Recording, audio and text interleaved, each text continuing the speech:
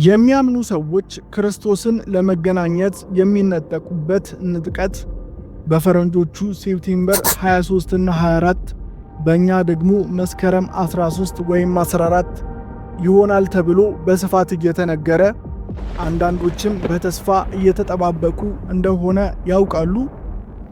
አንድ ደቡብ አፍሪካዊ ፓስተር ኢየሱስ ንጥቀት በቅርብ እንደሆነ ነግሮኛል። ራእይም አይቻሉ በማለት በቅርቡ ተናግሯል። መልእክቱ በማህበራዊ ሚዲያ ላይም በስፋት ተሰራጭቶ ለአንዳንዶች ፍርሃትን፣ ለሌሎች ደግሞ ደስታን አስከትሏል። መጽሐፍ ቅዱስ በትክክል ስለ ንጥቀት ምን ይላል? ቀኑንስ ማወቅ እንችላለን?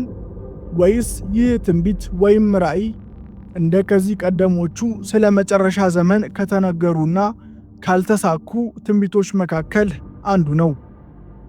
ዛሬ 4 ቁልፍ ጥያቄዎችን እናነሳለን። እነርሱም የንጥቀት መጽሐፍ ቅዱሳዊ ትርጉም ምንድን ነው? ሁሉም ሰው በስፋት እያወራ ያለው ይህ ዜና በትክክል ምንድን ነው? ይህን ትንቢት የተናገረው ፓስተር ጆሹዋ ማን ነው?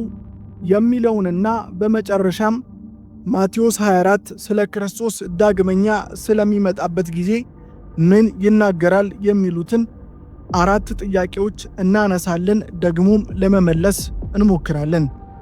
እስከ መጨረሻ አብራችሁን ቆዩ።